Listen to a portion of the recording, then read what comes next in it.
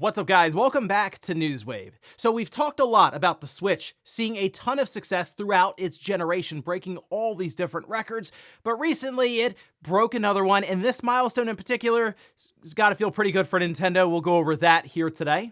Also, we are going to be talking about the end of a console war from 40 years ago that kind of phased out a bit, but now Atari is here to slam the door. And then we're also going to be talking about Call of Duty, as we do have Black Ops 6 officially revealed, and it looks like there's been a bit more work maybe than expected even going into this one. So if you guys enjoy this video, make sure you hit that like button, helps out a ton. And if new here to the Spawnwave channel, make sure you subscribe down below. And of course, members of the channel do get Newswave early. If you'd like to learn more about that and support the channel further, click the join button down below this video. And we're going to start today with Neil Druckmann, who had some interviews, especially with all the Sony stuff that was going around, where there was their earnings that they discussed and even kind of their business strategy that they just had. Well, Neil Druckmann talked about somewhat their next game, that being for Naughty Dog, and this one, interesting choice of words. We'll take a look. This is posted up over on VGC, where he says the show's success, this talking about The Last of Us, has spotlighted gaming, illustrating the rich, immersive experiences it offers. This visibility excites me not only for our current project, but for the broader potential of gaming to captivate a global audience. I'm eager to see how this new game resonates, especially following the success of The Last of Us, as it could redefine mainstream perceptions of gaming. Okay, so people heard that last line, they're like, oh, he's already ahead of himself, he's calling his shot here, and I mean, sure, there's more pressure now, I'd say, than ever for Naughty Dog with a new intellectual property, which is what we're expecting them to show off at some point. And I mean, we think a showcase is right around the corner. Maybe Naughty Dog shows up there, but remember, they just canceled their Last of Us Online, so now we're kind of thinking, okay, you canceled that, which sounds, at least some of the word going around, it sounds like it was good structurally, they just couldn't monetize it. So you're closing that down because you believe in this other project so much, and well, Neil Druckmann believes there are eyes on them that weren't there before with that Last of Us show. So that's kind of what I think he's really pointing to here, is we have a way to have the mainstream maybe look at games in a different light after how immersive maybe they felt watching The Last of Us show. Now they can come into a new intellectual property they create and sort of have that same immersion with a different medium. Also, speaking of immersion, Sony showed off some concepts for different controllers and media devices, and like you can see this controller here that was seen for roughly 3 or 4 seconds in their video. We have a screenshot of it, and you know, it kind of reminds me a bit, I guess, of like that boomerang controller they showed for the PlayStation 3. It's very, very weird looking. It's almost like when Back to the Future, where they were talking about hoverboards and stuff, and we were talking about flying cars at one point 20 years in the future, and here we are, and we're not flying around. Well, that one doesn't even have buttons, and it seems like it's projecting the image above it. I mean, maybe someday you just buy the controller and everything's built into it, and it does indeed have AR, it's just a hologram above it. I don't know. I feel like this is going to be something we're going to look back on 15, 20 years from now and kind of laugh and be like, remember when Sony showed that really weird controller with the PS3? And then also they showed the concept with the hologram. Oh, and we do have another event that's been announced here to go alongside of Summer Game Fest. This is actually Devolver. They put out a whole trailer for it here to sort of hype it up a bit. And this is a Devolver Direct, June 7th, 5 p.m. Pacific time. It is Volvy's 15th birthday party. It's a 20-minute broadcast that will feature a big handful of gaming gifts, including updates and release dates for upcoming titles, as well as some exciting new reveals. I mean, it's fun. You kind of frame it as a birthday party, and they're opening gifts and presents for reveals. And the one that I guess I can go into this hoping to see a release date for, and actually kind of expecting, is the Plucky Squire. That game, I think, looks really, really cool. I mean, visually, yes, but also maybe conceptually with its gameplay going from 2D to 3D and the art style kind of following along. So that's the one I'm really looking for here with this presentation. But who knows, it's Devolver. They can show up with all kinds of weird stuff. And guys, with some of the quick news out of the way, let's get into the bigger stuff. Let's start right away with Nintendo passing an extremely important milestone for the Switch. Again, it's had success after success after success with sales records all over the place, but this one, I think it's going to hit a bit different for Nintendo, which we have to go over to the Japanese sales charts to see this, which we'll start with the games here, the top 10, with Stellar Blade actually at the top, and it's been at the top spot for a while now, and it's only down 16%.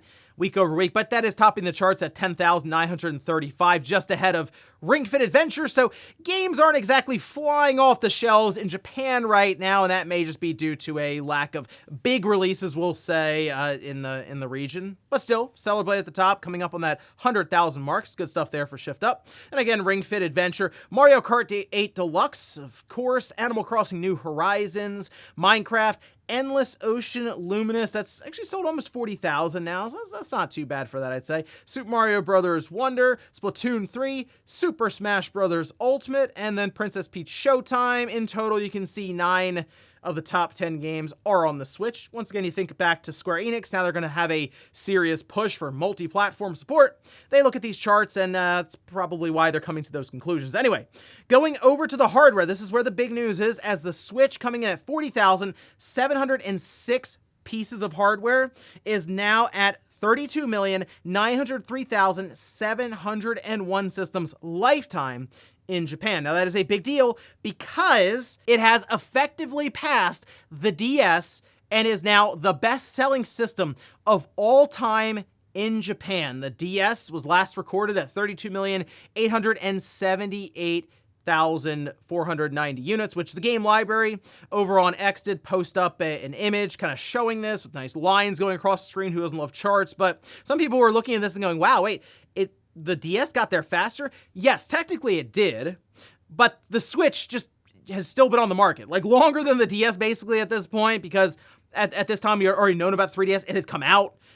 Yeah, so we're still, I mean, it's just the Switch has been around for a while. That's really the only way you can look at it at this time. And while we are going to hear about the successor for the Switch, still, it's been a long generation for this platform, and that's why you're seeing some of these sales metrics and records be broken. Also, a very quick look at the rest of the hardware. The PS5, 17,565 systems. The Xbox Series, 2,568. And then the PlayStation 4 coming in at 53, which that might be the new metric. Like, how many PS4s did they find in the back, since we don't have any 3DSs, unfortunately, on the chart any longer. Nonetheless, though, big milestone here for the Switch, and it's going to continue on because even when the next system gets announced, there's still going to be, I think, a 1.5 to 2 years of a cross-generation period.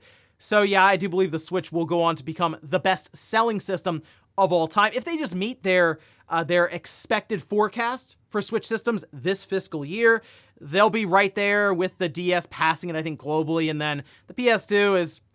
There's a bit of a cloud of mystery, I guess, over the sales there, somewhere between 155 and 160, but even so, I think the Switch will actually pass 160 million, and there won't be any question at that time, but this is just the first milestone of many, becoming the best-selling system in a region. Next up, we're taking a trip back to the 80s, as we now have the conclusion to the original console war. I believe it's the original one, unless there were a bunch of Pong machines fighting it out. That is, of course, Atari and Intellivision, because we had the surprise announcement that Atari is buying them. We can see this posted up over on their official account, where they say, "We acquired the Intellivision brand and game library. This is a very rare opportunity to unite former competitors and bring together fans of the golden age of gaming," Wade Rosen says. "The former Intellivision will rebrand and continue distribution of the Amico console." They didn't even want that. That was part of the deal. You got to keep that console, which is, they even followed up with a person who asked them about it, saying, "We did not purchase the console project. Intellivision Entertainment LLC will rebrand and continue its business of developing and distributing the Amico brand game consoles." Hold on, did they sell off the Intellivision name and I guess the intellectual properties and game library to then fund the rest of this Amico system? Or are they just dropping the Amico system? I'm really unsure. I mean, the Amico, there's a whole rabbit hole you can go down for that one. I just don't think it's a very good idea for a console at this time, but still, maybe they will try to push it out there. Now, Atari acquiring Intellivision, I guess technically now they could look around and go, okay, let's make collections or bundles of these games and release them on current systems. They could just do full-on ports and do like their own little arcade archives kind of thing, I guess. Maybe they go back and remake some of these older games. The only thing that is kind of an issue with that specifically, I don't know if many of these older intellectual properties for Intellivision that even I struggle to necessarily remember are going to resonate with the vast majority of gamers now. This is something obviously from the 80s, and while there are older gamers who looked at this and said, "Oh yeah, Intellivision. That's right, I used to have one of those." many of the generations that are playing aren't necessarily thinking of Intellivision in that way at this time. But it's just kind of funny to see Atari show up and say, yeah, we bought Intellivision. If you remember them back from the 80s, that's a much bigger deal than just seeing it posted up on X out of nowhere. So interesting stuff. We'll see if Atari has any plans for some of these, like the back catalog of games, and we'll see, I guess, what Intellivision rebrands themselves as, and if they ever actually push out this Amico system. I wouldn't necessarily count on that, though. Next up, let's talk about the reveal for Call of Duty. As we can see, this is over on their official account. They do have the image that was redacted being revealed as Call of Duty Black Ops 6. Plenty of creativity there behind the naming, but they have technically gone with the different numbers for Black Ops, really, and they've just used Roman numerals or just lines, slashes, and stuff. But yes, Call of Duty Black Ops 6, they say a dark new chapter of the Black Ops franchise begins. And what's interesting about this, it seems like they've had a longer than usual development cycle for this one in particular. In fact, over on Insider Gaming, they noticed that it's been playtested for a while, actually. Say, recently an employee at Treyarch revealed on social media, claimed that they've been playtesting Black Ops 6 for 2 years, stressing that we're not ready for this game. While we knew that Black Ops 6 has benefited from a lengthier development cycle than normal, knowing that it has been playable to some extent for 2 years really is something. And yeah, I mean, okay, so you'd be playtesting it obviously leading up to launch to find bugs and balance different things, whether it's weapons or attachments or just maps. 2 years though.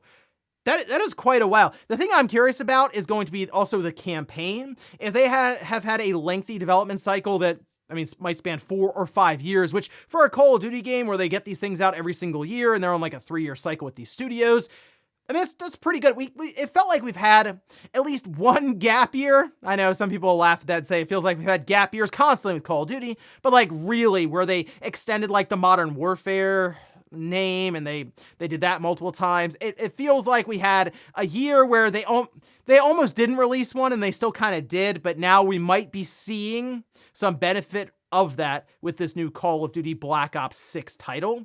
But we're a few weeks out from that Xbox showcase where they're going to essentially anchor the entire show with it. And yeah, it's probably still going to look like Call of Duty, but the question will be, what path will they go with the campaign?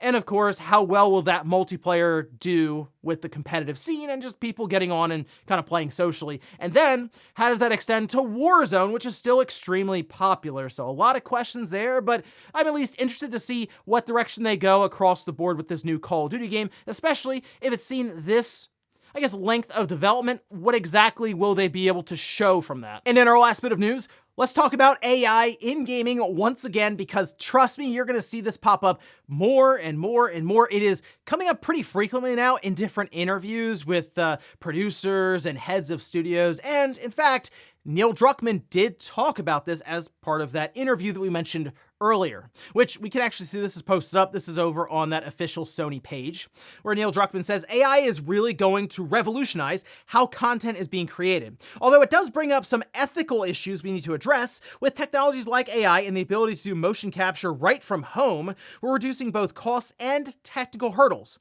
open the door for us to take on more adventurous projects and push the boundaries of storytelling in games. This evolution is truly empowering creators to bring their visions to life without the traditional obstacles. Now, I know trust me, I see the reaction on social media, like I'm playing on X, where people are like, oh, AI, it's terrible. Look at Neil Druckmann talking about it in this way. It's the worst thing ever.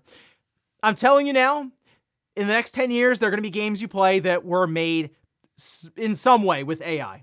I'm not going to say it's fully made with AI, but there are going to be parts that they're going to use that technology to maybe beeline parts of development or just make it generally cheaper, to be honest, to do. And maybe that opens the door for some of the developers to do other less tedious tasks. And in fact, we can see this is posted up by Daniel Ahmed, who did add some context to this, where he says one thing people need to realize is that more than half of games developers, especially in Asia and China, are using generative AI for professional game development at this point, mostly for pre-production concept stuff at the moment, but will expand. Now, concept stuff, you can basically have ChatGPT, the pro version or whatever it is, and you can kind of bounce ideas off of it, and in that way, yes, you can basically come up with concepts, storylines, twists, characters, that kind of thing. It's just a way to sort of get the creative juices flowing.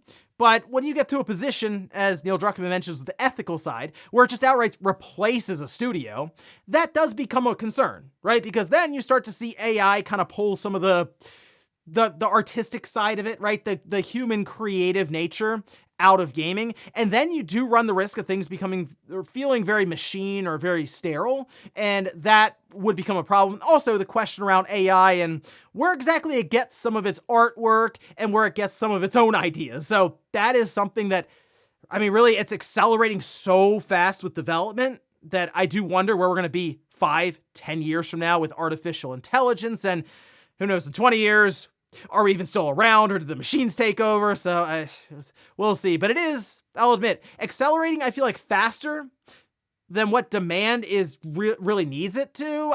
It does seem like a lot of people really want to push artificial intelligence in certain spaces, but I feel like the vast majority of people are just fine not really dealing with it. So we'll see if it can help with game development, get games out faster, reduce costs behind the scenes, and give us better games, then at least there is that benefit. And before we go to the comments of the day, we'll take a look at the poll that I posted up yesterday, where I ask, how would you feel about the next Nintendo system having 3 hours of battery life in big games? 54% say not good, battery life needs to be better. Okay, 46% say fine, 3 hours is enough. I mean, there are many people in the comments who are like, I don't really care about battery life, it's just docked all the time. Anyway, I just want the best possible picture when I'm playing on my 65-inch OLED display, and that's fine. But I did think back to when the Switch first came out. It was really estimated to have 3 hours of battery life in Breath of the Wild. Now, Nintendo did probably turn it to 50% brightness, turn the audio down, maybe turn rumble, of the different ways to save power to get to that mark. But I thought about it, I said, well, I do feel like battery life is going to take a step back from what we have now with the OLED Switch and the Redbox Switch, just because they're going to be demanding more power from this chip and the battery, depending on the configuration and stuff. Can they get to the 3 hour mark? Okay. Could they get to the 5 hour mark? Would be, I think, great, because that's what people kind of expect from the Redbox or OLED. I just don't know if that's gonna be the case. Just looking around at all the different gaming handhelds we have now outside of the Switch on the PC side, hey, 2 to 3 hours for that, people are like, all right, great. It's awesome to see that. So 5 hours does feel like a bit of a luxury right now with the Switch. And we'll finish up with the comment of the day, as you're seeing here. This is from a Medallion who says, Microsoft trying to buy Valve. FTC got to be eyeing that like a hawk. Yeah, you know, I would be curious to see. So I don't think it's going to happen. Like, Microsoft could maybe have an offer in place and then, okay, Valve takes it, we'll say, but then the FTC shows up and is like, hold on, what will this do to the e-commerce side of games on PC? And the thing that would be, I think, the most compelling is Discovery with Valve, who is a private company, because we would probably find out quite a bit of stuff. Again, they're not a public company like Microsoft, so even little bits and pieces of information would be massive. So that's the one thing I think that would be interesting from it, but I do wonder if Microsoft could argue that it's an open platform with PC and Windows. They've kept it open, and they allow any competition to show up on that OS to take on Steam. Epic Game Store, EA's launcher, Ubisoft, GOG. I mean, there's launchers all over the place, and Microsoft's not stopping it. So what's the big deal if they buy Valve? I do feel like there's an argument from them to try to get it past the FTC, but the FTC, I think they're a bit more aware of Microsoft right now, and I think they're on kind of a short leash after the whole thing with Activision Blizzard. And ladies and gentlemen, that's going to do it here for Newswave. If you enjoyed this video, guys, hit that like button. If not, hit the dislike. Leave comments down below about everything we talked about here today. Was the Switch becoming the best-selling system of all time in Japan, passing the DS? Did you expect that to happen when the Switch first came out back in 2017? And then also, what about Atari buying Intellivision, putting an end to the 40-year console war, and Call of Duty Black Ops 6, hearing some of the information about them having a longer development cycle? Are you a bit more curious to see how it turns out? Thanks, guys, for watching. Have a great weekend. I'll see you back here Monday morning, 8 a.m. Eastern Time for Newswave.